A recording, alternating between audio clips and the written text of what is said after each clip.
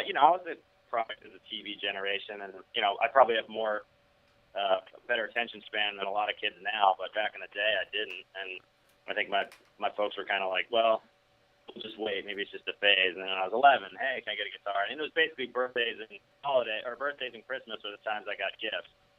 And then, my mom was at a store, and in the strip mall there was a music store. It was on Cape Cod, like back in 1986, I guess. And I was there was an electric guitar, a knockoff Les Paul model. It was called a Memphis. You've probably seen the name. And a PV guitar, a little PV amp. Right. Combo. And I think it was like $89 or $100. Like this, that long ago. And I just said, hey, there's this in there, and I'm like, can I have it, or can you buy it for me? I really want to learn. She just said, yeah. She's never done that. Like, they never bought me stuff except, like I said, holidays and birthdays. So I was like blown away. I knew I was like a crapshoot when I asked it, and then my mom's like, yeah, but you're taking lessons, So, and then that was it. Well, this is great. We've already begun our conversation with Adam Aijala. He's one part of Yonder Mountain String Band. They're going to be at the Harvester Performance Center in Rocky Mount Thursday, June 6th. Tickets available, harvester-music.com. So let's continue on this theme for a little bit here, Adam. I guess it sounds like you didn't come from the most musical family, I guess, since you had to ask at least more than once for a guitar, right? Yeah, and my sister started on clarinet when she was around 8 or so. And we had a well-worn record player and a lot of music, and we always listened to the radio. So even though there weren't necessarily musicians like my parents, they always were playing music. And it kind of an eclectic mix. There'd be stuff that I didn't like as much, like Perry Como and other, I appreciate it more now, but when I was a kid, it didn't hit me. Sure. But they loved the Beatles. My dad even got into Bob Marley and, Jimi Hendrix. And so I was exposed to, that's probably what made me want to play the guitar, is hearing Hendrix. And it just really felt like I was always drawn to music in general. My sister and I, like this audio tape of the two of us, like singing when we were kids. And, it was, I wouldn't say, it wasn't like it was a money thing, really, with me and the guitar. I mean, if we had, even probably 20% more money in the bank, like they probably would have been like bought it for me when I was 10. But they didn't want to spend the money, thinking that I might. Cause I think I know how many, so many kids now that I've seen through the years, little kids that are now older, that were totally drawn to playing music when they were small, and parents get them an instrument, whatever it might be, and they play it for like a year, and then they move on to sports or something else, and they don't even think about it. And that's probably the kind of angle my parents looked at it, thinking that it's not something he's going to, stick with, and why spend the money. I think it's interesting you brought up all those different types of music that you and your parents and family were listening to, because anybody that's followed you for maybe just even one show can hear all the different influences you guys throw in on stage, whether it's a reggae song or a punk rock song or country, traditional bluegrass, your original songs. And I know the other guys and the one gal you have in the band now are the same way, right? Just big ears, listen to everything? Everyone except Jake, pretty much. Jake is obviously more versed in a wider range of music than these days. But when he was a kid growing up, it was bluegrass. But the four of us, Dave and Ben and Allie and myself, we all had classic rock was big. Ben's leaned a little bit. He had more like, his dad was a big band jazz band or jazz lead. He was the leader of a big band jazz group. And so he grew up listening to that kind of music and Sinatra and, jazzy stuff as well, like bebop and whatnot, but also classic rock. And Dave and I grew up similar, like classic rock as young. And when we got older, when we got preteen or early teens, we got into metal, I got into punk. And British punk, and then LA hardcore, and then metal. And Dave kind of followed the same path. We both skateboarded, even though we didn't know each other. He grew up in Illinois, I grew up in Massachusetts, and we kind of had a similar vibe. And then after that, started experimenting with, illegal substances when we were in high school. Ended up with, Grateful Dead, and more exploratory, experimental music, for lack of a better word. Well, you have turned it into your completely original gumbo that I know everybody loves so much. And now, since the lineup has changed a little bit, you're able to do some different things and experiment with different things. Just tell folks a little bit about how Yonder Mountain 2.0, I guess we'll call you guys, is progressing, and just how much you're enjoying some of these new sounds and your two new members. Well, I think as far as skill level, what Jake and Allie bring, there's almost like no limit. The only limit. Like, I know what my limits are on the guitar, but, those guys are, Allie's awesome, and she grew up Suzuki-trained violinist, and so she knows the fiddle in and out, she can play classical stuff, but she also, later in life, same with us, we all got into bluegrass later except for Jake. And so, but Jake is just a monster. He's literally, in my opinion, could be one of the best mandolin players alive today. He's that good.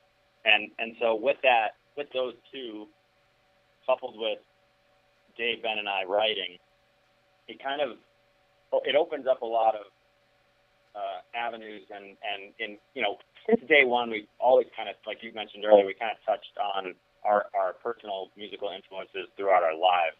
I feel like we can even tap into that even more now just because of the skill that we have within the band. So, we've been introducing I've written metal licks over the years that I just played on electric guitar, and I have an amp that I bring on the road that's not on stage though. It's like off stage, like enclosed, just so when I hit pedals, I run my pedals through the amp to get a better tone because acoustic guitar pickup through electric guitar pedals sounds pretty bad.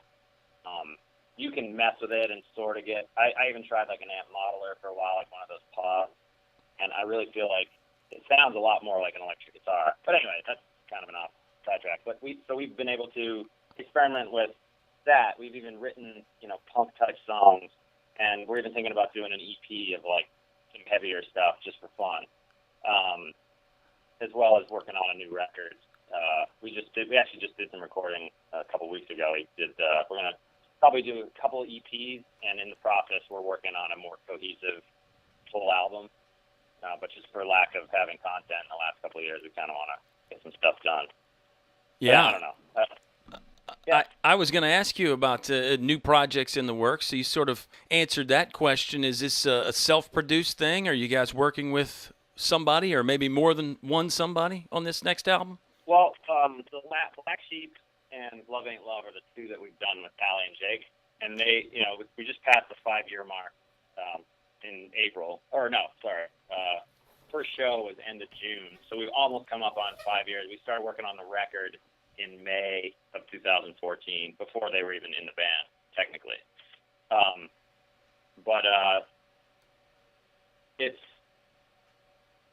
We're going to be. So we recorded. Let's see. We did an album, a single song for a tribute record in this last studio session, and then we recorded 4 new originals that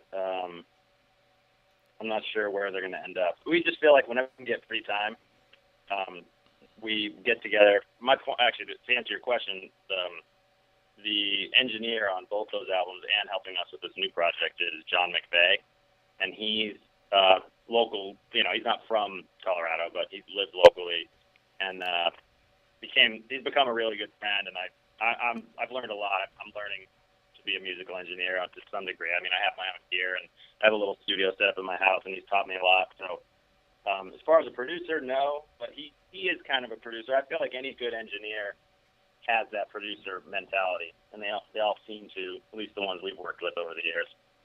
And so it's self-produced, but he also has his input. And I feel like it's a good fit, and it makes sense because we do it in Colorado. 2 of us already live here or live there.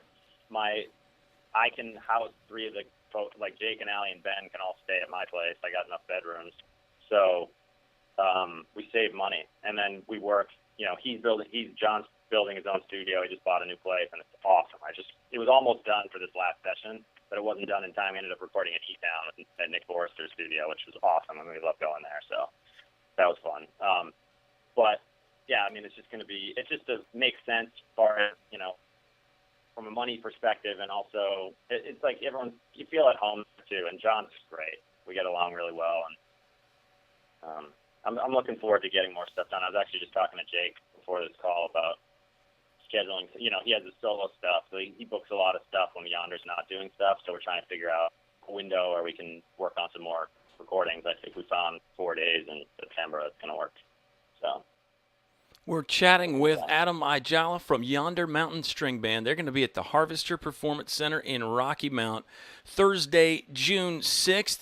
I want to get onto some songwriting stuff if you have time, Adam. I love your everything you've done, and you seem to have that ability in a lot of your songs to put the listener in a physical place and then also an emotional place. Song like Another Day comes to mind, where you can kind of picture yourself in that hotel room in some random town somewhere, and then, you know, emotionally you're right there as well. Is that just happen on accident, or is that years of trying? How does your songwriting process work? Well, that song specifically was in a hotel room, oddly enough. I still have the lyric sheet somewhere that I wrote it on, or at least the scratch, the beginning, like the chorus at least. I think I came up with the chorus first. But I don't have a template for songwriting. And I don't have as good a regimen as someone like Dave, our banjo player. You know, he is a writer. I write songs. He's a writer. Like, he just writes. He's not always writing songs. He writes poems. He has a journal. He's always got a little notebook on him, and he's always writing stuff down. And I've learned a ton from him too. He's given me good ideas for, like, you know, for lack of a better word, like assignments to try to come up with songs. But I generally wait for some sort of inspiration. You know, generally, not always, but probably 80% of the time, I get a melody first, and then I write words around it. And the way I come up with words, at least in the last 10 years, for the specific melody I'm thinking is, what feelings does the melody invoke? And then I try to write according to that. It doesn't always happen that way, because sometimes you have like really happy music and the words aren't, you know, particularly positive. But that's not awesome. That's my point about saying there's no real there's no template for me. But you know, I utilize Dave. He lives a mile away from me. And you know, lately we haven't been having sessions, but when we're home, we often will say, like, you know, once a week we'll get together and work on stuff. The guy's got a pile of lyrics and stuff that he's just waiting to put words or to put music to. But we also often work on something fresh. And for me, you know, so I get a melody, say, I think of a song we just recorded. I got this idea for a melody, and I wrote words for it. I knew what it made me feel like. I wrote scratch lyrics for it, like, and I think that as opposed to just going la la la, da da da da, like to the melody, I like to write, and I don't think, with no intent, I don't write. Obviously I'm thinking about what it feels to me, but I'm not worried about if the lyrics are corny or cliche or just flat out terrible. I just want to have something to sing to, and a lot of times that's a catalyst to give you, like, you'll get a good line just coming out of thin air, and you're like, oh, look at that, you know? And then, so this song specifically, I wrote it, I showed the lyrics to Dave, he's like, I really like that. He's like, email me what you wrote, and then send me the chords, and you humming the melody, or whatever, those with the scratch, I sang it, you know? So I just recorded it on voice memos on my phone and sent it to him. And he had it for maybe, I don't know, anywhere from 3 to 6 weeks, something like that. And it wasn't like he was working on it every day, but one day he's like, yeah, you know, I have something for that. It probably took another week or two for me to actually, like, hear it. We were, like, on the road or whatever. And he basically took exactly what I wanted to say and expanded on it, even using some of the words and lines that I had written originally. And I was just like, dude, perfect. You know, like, honestly. You know, we changed, obviously we did some editing, but, you know, the bulk of it we didn't change. And that's how I like that. He's in my opinion, he's a better writer than me. And so, and I'm not, you know, I don't care, you know, if someone helps me. I want the song to be as good as it can be. Again, going back to, like, I know what my limits are. Yeah. You might as well, if you have someone that you trust like that, you know, why not use them? There is that you can run into the too many cooks, like in the kitchen, if you have like a lot of people helping on a song. Right. It gets confusing, and then sometimes you feel like people just want to add something just to put their stamp on it. And we kind of remove that from our songwriting. Basically, if I write a song, Dave writes a song, or Ben writes a song, if I write a song and no one helps me at all, if we put it on a Yonder album, it says it was written by me, Ben, and Dave, and vice versa. Right. If Ben writes a song, even if I didn't help him on it, I get it right. That way, we're not like fighting for like songs, and it feels more like a team, because we kind of feel like without Yonder Mountain's our platform in order to get our songs out there. So, not that we're making money on them or anything, but it feels better we're a team, and we've been through it. It's been 20 years, over 20 years. Yeah, it's really incredible, this journey that you guys have had. I mean, I can think about the early days when you were one of the first bands that had the full shows out there, the soundboards on the internet, you and Fish and Mo and those kinds of bands that were early to that scene. And now it's still going, and it feels like there's even greater heights to reach. At least I think that's the feeling the fans get. Is that how you guys feel too? Oh, totally. Well, there's no shortage of ideas. It's more about making time, Yeah. We've got kids. We don't, Dave and I live close, but everyone else, like Ben's in California, Allie's in St. Louis, and Jake's in Brooklyn. So it's harder to get together. The good thing is, being an acoustic band, even though we plug in for the show, is we don't need a rehearsal space. If we're on the bus, if we're in a green room, we can just work on material, and we don't need to do these set up a place to go practice, and it's easy. So, and with everyone being as proficient as they are, I can, if Dave and I write a new song, I'll demo it at my house, I'll record it, send it. If I want guys to sing or gals to sing harmony on it, I'll say, hey, take this part. I'll record all three harmony parts. If it's a three-part harmony, I'll just record my voice. Seems like a great way to do it. It's 2019, after all. We might as well use these technology advances to our advantage, right? It's it really is fun chatting with you, Adam. We don't want to keep you all day, but one or two more questions for you here. Their Yonder Mountain String Band is going to be at the Harvester in Rocky Mount Thursday, June 6th. As we're having this conversation, I think you guys are in Huntsville, Alabama. You said it's a theater set up there. You're going to love the Harvester next week, another smaller, intimate venue. Walk us through the pros and cons, or counterpoint, I guess, between these smaller theater-type venues and getting out there in front of the festival crowd. I'm sure each has its advantages, right? Absolutely. In the same way that as a fan or a patron or someone in the crowd, I don't think anyone would argue that they prefer a giant crowd versus a small crowd. Like you say, pick your favorite band, and you can either see them at a festival or in like a 200-seat room. It's a no. I can't imagine anyone picking the festival. Right. But I could be wrong. I feel that also translates. I'm not going to say playing at Red Rocks isn't awesome, because that's one of the greatest places to play. But and to see a show, for that matter. That's just shy of 10,000 people. Oh, and then it's great. And then from a artistic and just fun factor, you can have just as much fun playing a smaller place. The size of the crowd doesn't affect how I play. Even if it's a lightly attended show, we still try to play like the place is full. And I think we all kind of go out there with that attitude, and that helps. I think economically, though, you want to play the bigger places because more money. If we were the Rolling Stones, if they could play 500-seat places and ask, $300 a ticket. Oh wait, they're asking $300 a ticket even in stadiums. It would be $3,000 a ticket at a smaller place, I guess, with them. Yeah, right. But I think energy-wise, it can be the same. Like you could be playing a festival and the crowd's rocking and you're psyched. You could have I enjoy even just dudes bobbing their heads. Like, you don't have to be like jumping around for me to get your energy. I can feel it. I know that you're into it and you're watching. So there's all different. I don't know. Some people thrive on the crowd.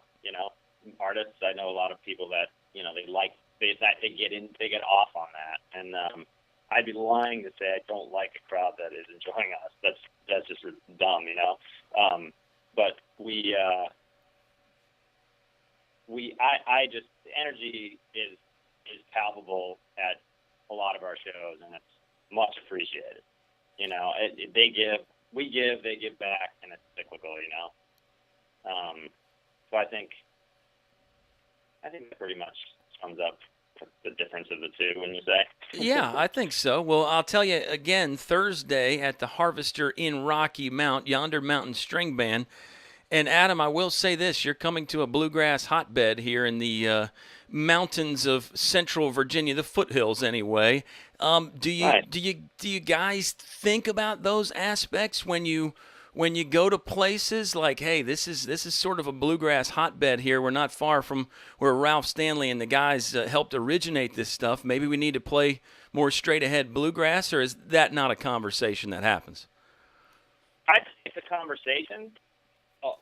No matter what, like for example, last night we played this festival in Arkansas that was predominantly there were some bluegrass bands there, or fringe bluegrass bands, us and the infamous String Dusters, and Keller Williams was going to be there. But for the most part, it was like DJs and EDM. And so we thought about our set list with that in mind. You know, but we don't always do that. Sometimes we say, like, you know, whatever, we're going to do our own show. Right. We played mountain stages not too long ago, and we played one of our metal tunes. You know, we had 4 songs to play, and we were like, yeah, let's just do it. That's us. That's who we are now. You know? So, but we also played some grasser stuff too. But I think with that in mind, I mean, obviously we got to like see the theater, and you know, we don't write the set list till the day of the show. So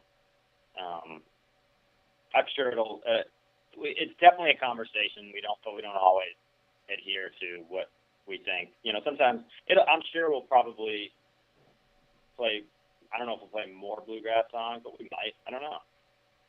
Well, it sounds like you guys at least have that starting place anyway, and then, like you said, sometimes you get to the line of scrimmage there, and you see the defense, and you call an audible, and you have fun with it, and that seems to be another trait for Yonder over the years.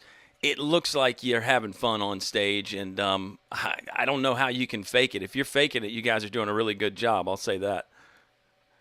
Yeah, I'm definitely not, and I don't think. I mean, I'm just thankful we can still do it all these years later. You know, it's just so many more. You know, you think about how many. When we started, we had a huge advantage, being pretty much, unless you can name someone else, like the only band playing like jammier bluegrass that were plugged in and didn't have a drummer. We had Leftover Salmon, we had Ching Cheese Incident, but they had drums. So we were marketable because, you know, if we played a bluegrass festival, we were the odd man out. If we played a jam band festival, we were the odd band out, you know, because we didn't have drums. And at the bluegrass festivals, we didn't sound like a traditional bluegrass band. Now there's hundreds of bands doing that. And so it's harder, you know, it's harder to get the gigs, you know.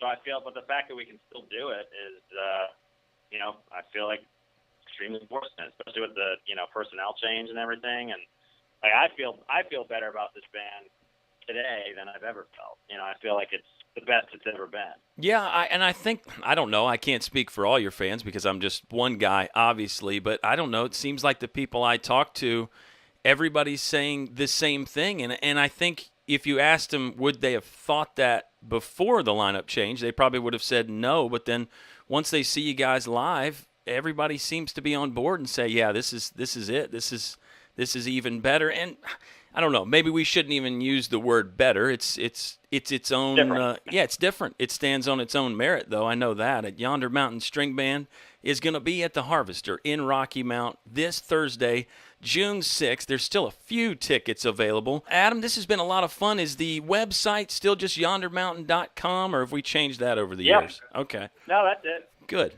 Excellent stuff. Well, thanks for your time, Adam. Did we leave anything out? Is there anything else we need to talk about here? We've covered a lot of bases. Yeah, we covered a lot. I think, you know, come to the show. It should be fun. I appreciate it, Kyle. Yeah, excellent. Thanks for your time, man.